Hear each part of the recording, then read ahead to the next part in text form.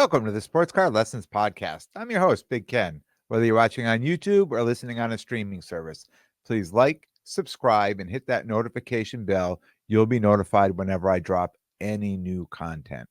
Welcome. Thanks for being here. How is everyone doing? Happy Monday. I am still tired from the weekend. it was a long weekend. My weekend started Friday night. At the Friday Night New Britain show, which I forgot to mention on the last episode that I had a show Friday night. I didn't know how big this show is going to be. It's the regular New Britain show I do once a month on Sundays. They were doing a Friday night show. Took a table. So when I loaded up the car for to get ready to go to the Mohegan show, I loaded the car like I would on a Friday, getting ready for a show, and I just went over and I set up over there on Friday. I didn't plan on staying late because I knew I had a busy weekend, but I figured I was going to use that time instead of setting everything up on my dining room table like I usually do before a show, with my how much space I have and what it's going to look like. I figured there's a great plate, go right there and do it, and make some sales or maybe buy a few things. I mean, where's a better place to get ready for a card show than at a card show, right? So I used that time Friday night. The show started at 5. I pretty much got there at 5. I only planned to stay till about 7:30. I think there was probably like 25 or 30 tables. This show is, I think it's like 60, 65 tables on a the once a month. So I think it was about half the people were setting up. And a lot of the people I think that set up at Mohegan, and they were like, you know what, I got this Mohegan thing going on. And so I think it was probably, not a good scheduling. It wasn't proper scheduling on that, but I think it still worked out. It was just fine. I think everybody likes a Friday night show. The show started slow, right? 5:00. How many people are even out of work by then or home? But I was surprised by like 6:30. There was a good amount of traffic that started rolling through. For me, I just expected it to be just a little bit of a warm up for Mohegan, but I really did a decent amount of sales, on singles. That I was I talked about having all these, singles and patches and numbered cards and things like that. I just filled up my cases with those. I didn't bring any singles boxes, just a couple cases, and just threw cards in the case. And I made some sales. It was I was surprised. I really thought there wasn't gonna be much people over there, much traffic over there, and I would really be just arranging my stuff, seeing how it looked for the weekend. And I was super surprised the amount of sales I did over there on Friday night in a short amount of time. And I really didn't put out all my stuff. I held back some of the bigger ones, some of the case hits and the patch cards and things like that, just thinking they would have fetched a better price at a bigger show at Mohegan.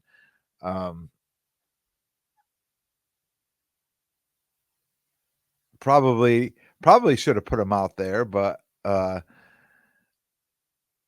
left those packed up. I made some sales. I bought a few things. I talked to some people. I quietly left at about 7:45, headed home. I was up early Saturday, off to Mohegan, excited for the weekend. East Coast Collectibles Convention, EC3 Con.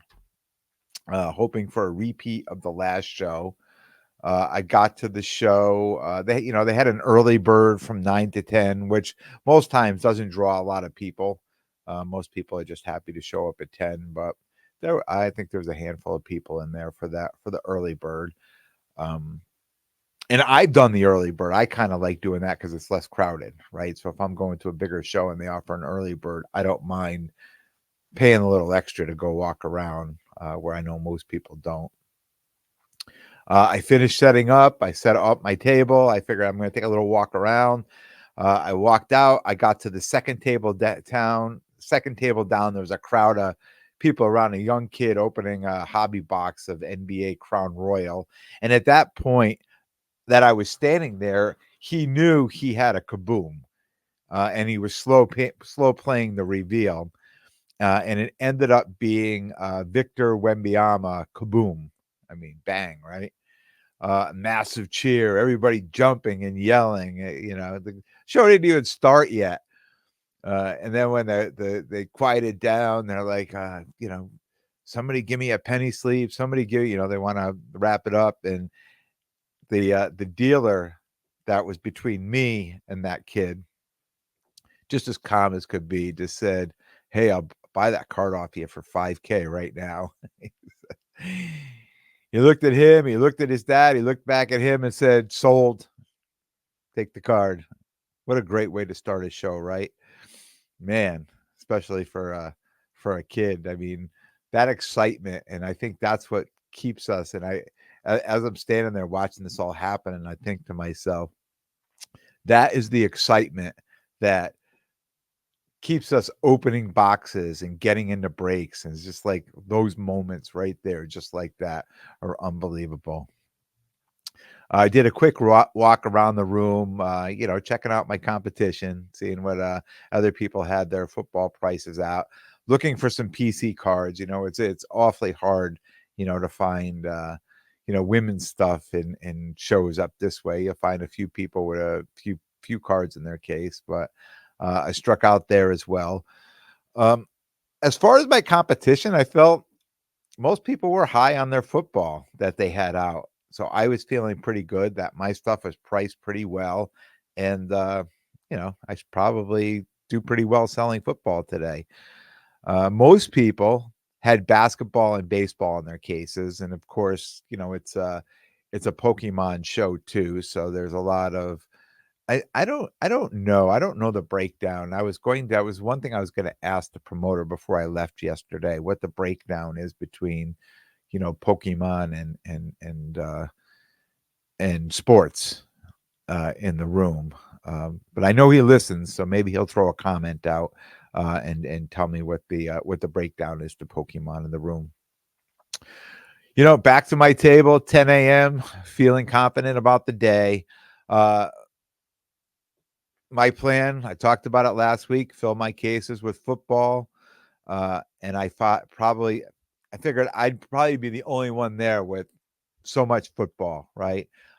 Priced well, that I'd sell out.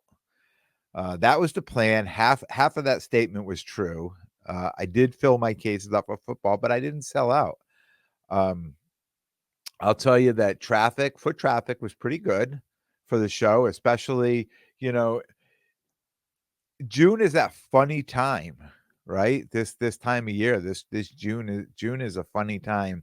And before the Mohegan show started doing June, there was another show that did June too. And we used to talk about that show too, just being it's like a funny time in the hobby. It's one of those like hobby dead zones almost, but not really, right? Because you still have the basketball playoffs going on. You still have the hockey playoffs going on. Baseball is in season, right?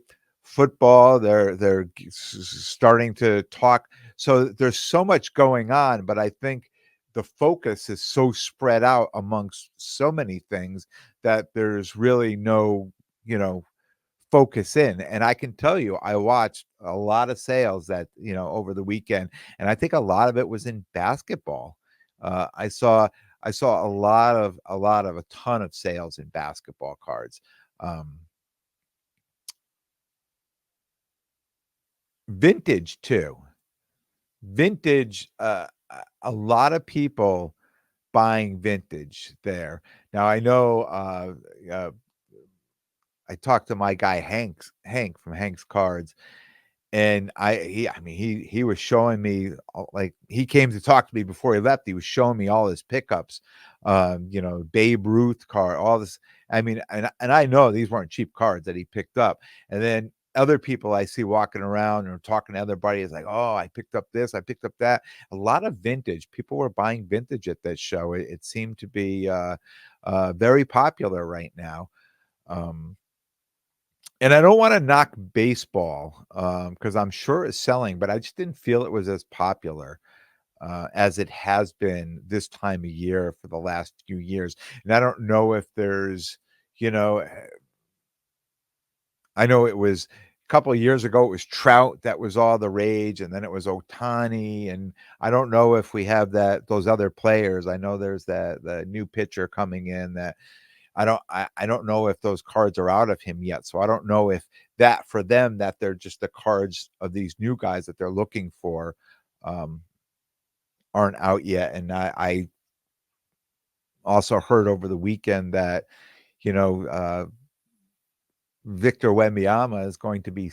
I mean, he did the first pitch for a Yankees game, so they're putting his autographed cards in baseball because they don't have the license on the NBA cards yet. So they're doing it in the baseball. They're figuring out a way to get his autographed card out there, right? So I don't think these boxes are out either yet. So I think it may be like that again, just that little void, that little dead zone before things ramp up for that as well. But I just didn't feel that the baseball was as popular.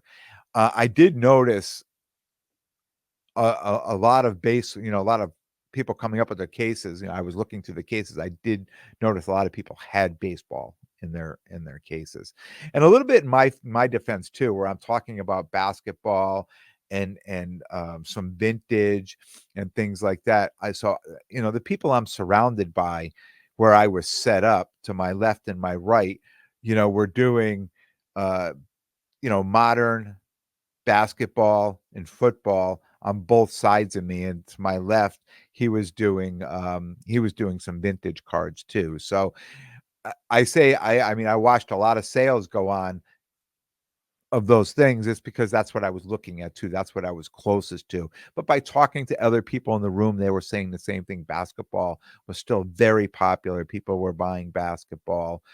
People were buying vintage. There was a couple.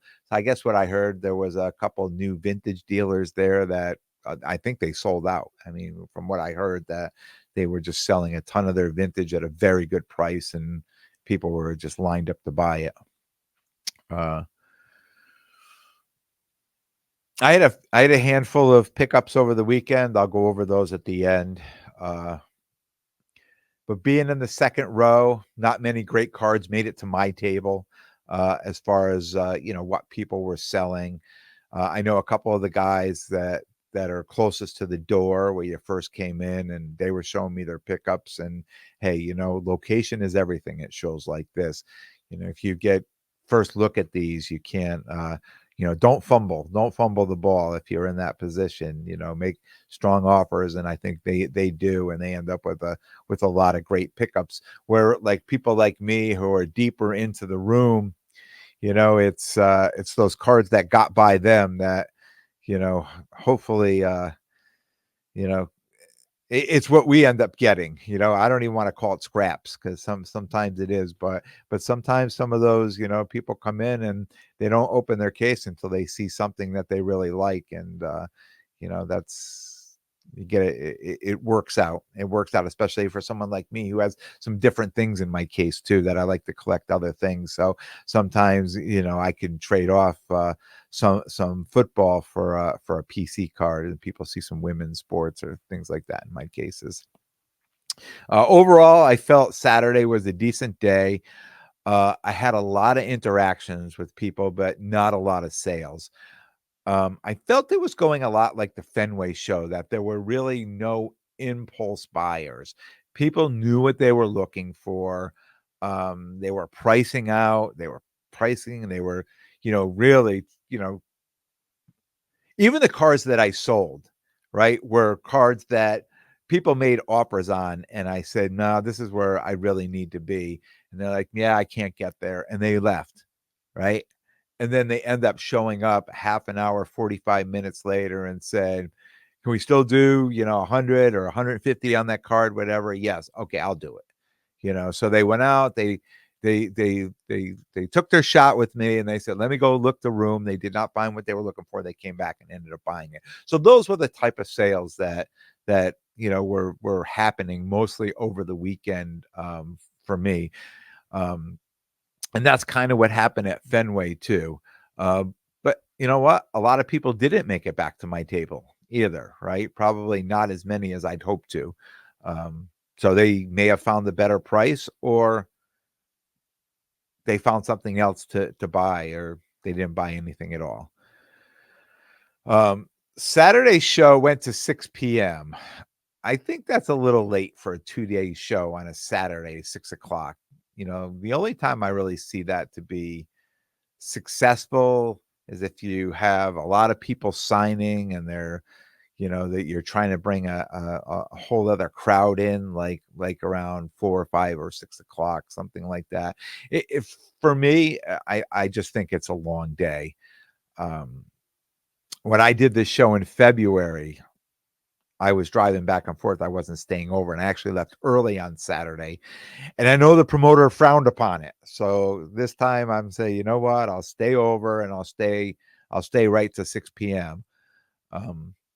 But that 4 to 6 p.m. is just, it's like one of those funny times. It's really a hit or miss at a show, especially late in the day. And at that time, I found time to, run and check into the hotel and drop my bags off, that type of thing. So I'd have time to eat dinner and make it back for trade night, because of course the trade night starts at 6:30. And if people go and there's nobody there, they just leave, right? So yeah, you want to try to get there reasonably early for trade night as well. And I knew some people who were just driving up to go to trade night. They weren't actually coming to the show. They were just going to trade night.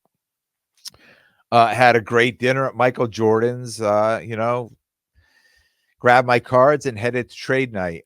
Trade night was small. It was pretty small over there. And I don't know what it looked like at 6:30. I got there, I think, around 7:15 or so, 7:30. It was small. Funny thing about trade night, ever since I've been back in the hobby, I never did a trade night when I was in the hobby years ago. But ever since I jumped back in, like, I started doing trade nights, and I've never left a trade night without making a deal. And I was thinking about that Saturday night, as small as it was, as there was hardly anybody there. I still ended up making a deal at the trade night. And I was thinking about that. I don't care how big or small a trade night is, everybody seems to make a deal. And it always feels like it's the best deal of the show.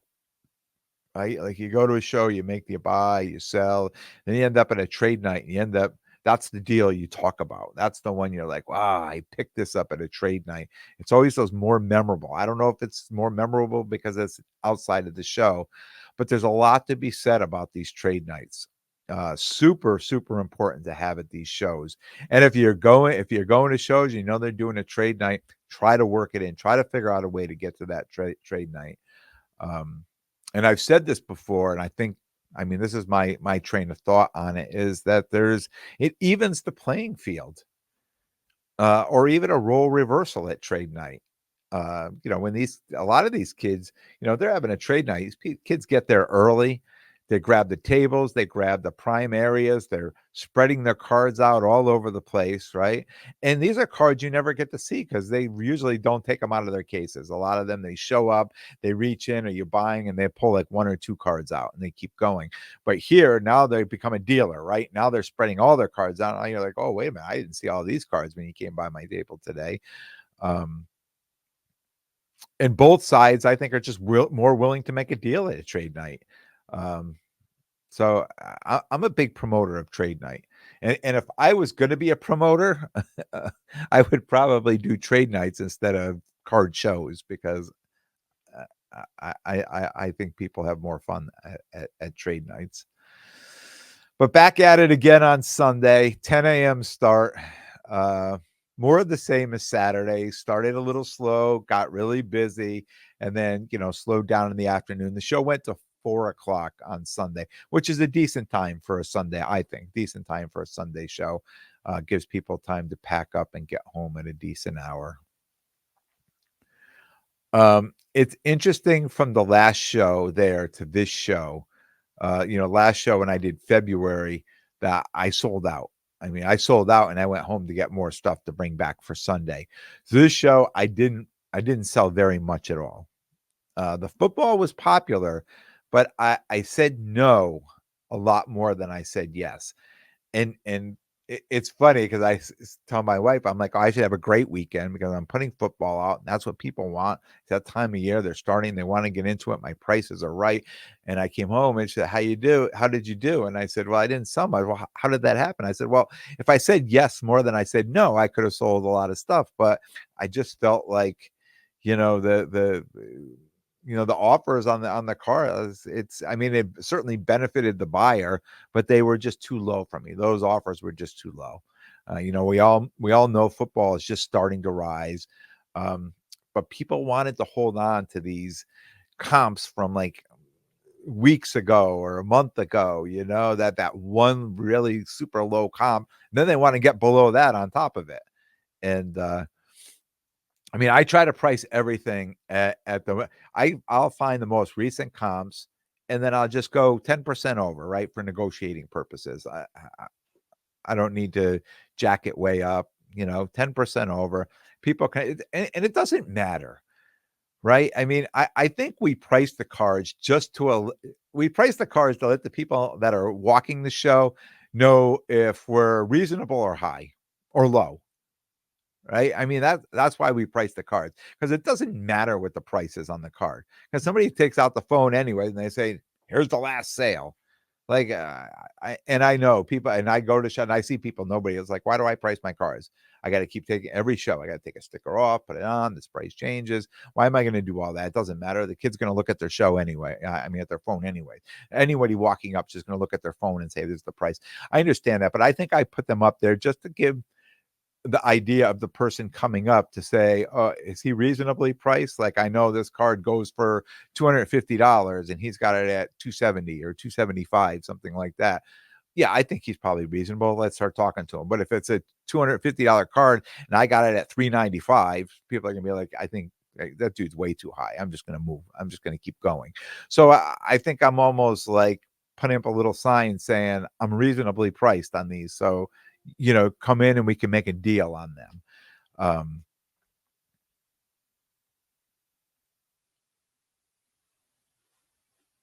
I think I mean, you have to buy well, right? And on some cards, depending on where they come from, right, you could be a little better. And those are probably more or less the cards, cards that I picked up in breaks throughout the winter, like RPAs and things like that. That I never remember what it cost me to get into the break, but I can certainly pull up, recent sales on it to know what the price is. And I don't have to be super, you know, stingent on the prices, right? So I think the cards I end up selling most of this weekend in football were mostly cards that I picked up on breaks. I looked at what the comps were. I figured this is a reasonable price for a card, especially right now, this early in the season. And let's go from there. If I'm within like $5 or $10, like, okay, we can do that. But if we're way off, it's we gotta get closer together. As a seller, if I'm motivated on moving a card enough, I'm willing to entertain, those low comps, and sometimes even match it. Uh, but other cards, especially on cards we know of players that should rise or should do well, I don't need to be at an off-season price, right? I just as soon hold that card till the in-season prices come. It doesn't mean I don't have to put them in my case. I'll put them in my case, but this is what my price is in it. My easiest sales of the weekend. Oh, you guessed it. Caitlin Clark and Angel Reese. I sold as many of those cards as I did football cards. People are still buying these too, and I understand Angel Reese. I've actually have more Angel Reese cards now than I have Caitlin Clark cards. Really nice card, like nice autos and golds and oranges to 25 and to 50. Uh, Again, I'll say she's playing very well out there, and I'm going to keep up with this until the Prism drops the WNBA stuff, right? Uh, Sold as many of those cards as I did football, and it also helped. I have to say this here. It also helped that there was a Connecticut Sun WNBA home game Saturday afternoon, so there were fans coming to the show before and after the game. So that certainly helped too. But um, I knew that would probably happen. I know when the teams are playing, and I figured, oh, this could be a good weekend for my WNBA cards. Uh, Late in the day on Sunday, a guy showed up at my table and offered to buy out my cases, all my football, both cases, 75%. So I'll buy them all 75%. First time that's happened to me, and I'm not sure how serious he was, although, he said, "Oh, I'm dead serious." I told him I would have to exclude my higher end cards. I've got three or four cards in there that, are up around 5K that I'm not letting, go that cheap. And, to him, that was a deal breaker. Oh, he goes, the big cards have to be included, so, I politely declined. And I also had a feeling that his 75% and my 75% were probably going to be much different prices. And generally, if someone feels that they're coming in and they're going to buy all this, they want a great deal. But you know, this is my livelihood, right? Maybe not my livelihood, but in the hobby, it is. It's what I do. I sell all this out, and I gotta start replacing everything, and we're just getting started with football, right? The season's just getting going, so I'm happy to hold on. Now, if this happened in August or September, I would probably be very willing to get the pen and paper out and start figuring it all out. But it's so early right now. I'm happy to hold on to that stuff for now. Lots of the national talk. The countdown has begun. I mean, the same thing last year in June. We're just under a month away, and everybody's starting to talk about it. Who's going? Who's not going? Are you setting up? Do you have a table? Do you know of anybody with any space? All the goings on. People are afraid of losing booths if they sublet out their space, and there was a couple of people where, because I said I'd sent a message, inquiring about a media pass, and I talked to a number of people who've reached out and said they haven't heard anything back, that they're even cutting back on some of the stuff that they in the past they've been pretty liberal with giving out. So yeah, lots of national talk now. On Sunday morning, I caught up with the father of the kid who pulled the Victor Wembanyama Kaboom and sold it. And I grabbed him and I asked him, how do you handle that? What do you tell him? He's a 14-year-old kid at a card show. The show didn't even start yet, and someone just handed him $5,000 in cash. Now, I know when my kid was 14, I'd be like, here, let me hold that money for you, type of thing. And his father threw up his hands. He said, look, I'm just a security. I don't even know much about the cards. This is all him. He goes, I'm here to spend time with him. I'm here to support him. I'm here to be a security. I keep an eye on him, but this is all him. What he's doing in this show, setting up at the table, running around, picking up cards. And I said, that's incredible. And he said he has an enormous whatnot following. And he's done over 100K in the last year. I thought to myself, wow, not bad for a 14-year-old kid. Any father would probably be pretty proud of his 14-year-old who pulled down 100K last year. So I said, here's a kid that's, serious at what he's doing. And, yeah, his his name on Whatnot is JJV Breaks. And I could shout him out, but I'm looking at his following. I'd probably hope he'd be shouting me out. I'd get me some followers. But just crazy. I mean, I think that's, when I heard that, my wheels are turning, and this is probably a preview to right as far as right now for Wednesday's episode is like, am I serious enough in this hobby when I hear stories like this and I say, do I take this as serious as most people? Because, somebody pulling down 100K, on a Whatnot. I mean, I don't know that much about Whatnot, but maybe I should be doing something like, or just doing, I don't know. I don't know. It just, it gets the wheels turning, right? Like, maybe I should be expanding what I'm doing. It's just a thought. Some of my pickups for the weekend. 2023, and again, if you're on YouTube, you'll see it.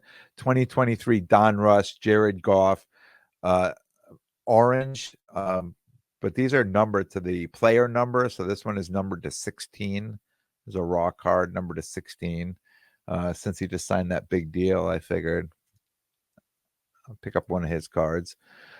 This is from the Clearly Don Russ. It's a Bryce Young red, number to 49. Card looks very clean. These next ones are graded. This is a 2020 Panini Don Russ, the Jalen Hurts Optic Preview Red Green PSA 10. I think hit that division, the NFC East, looks to be a little weak again this year, so they should be he should be dominating over there.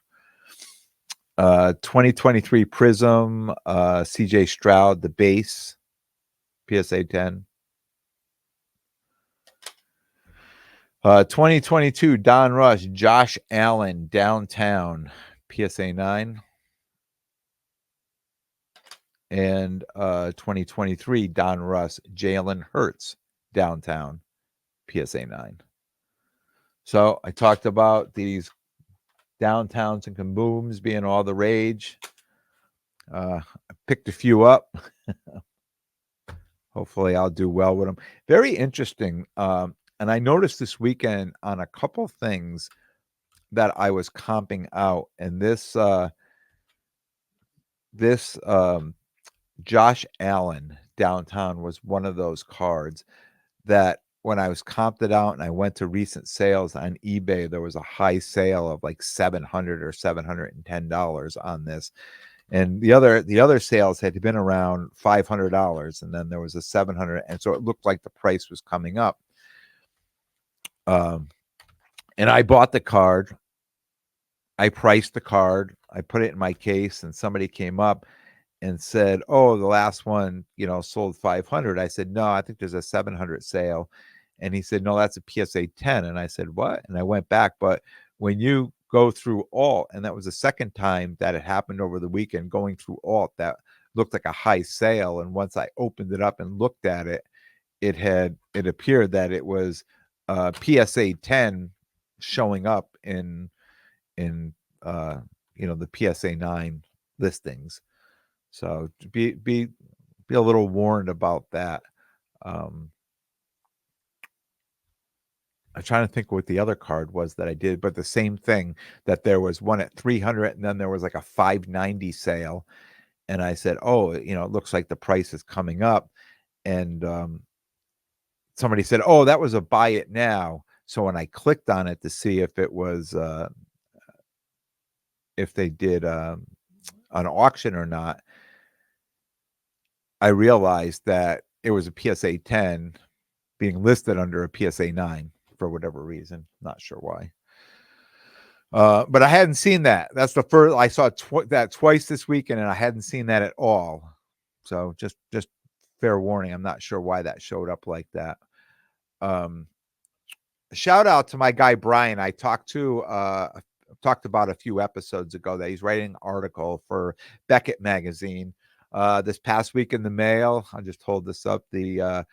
I got the latest copy of the non-sport update, June, July 2024. He sent it to me with his article in here is top 10 sets of the 1980s. So I had no idea that this magazine was available, and this non-sport was really cool. I read this thing cover to cover. So uh, I'm going to be buying a subscription so, to get this. But yeah, if you get a chance, definitely go give it a read. It's a great article. That's it. That's all I have for you today. I'll be back Thursday with a brand new episode. I want to thank everyone for tuning in. And if you like what you hear, please definitely subscribe. And most importantly, tell a friend and spread the word. Until next time, take care of yourselves and everyone around you.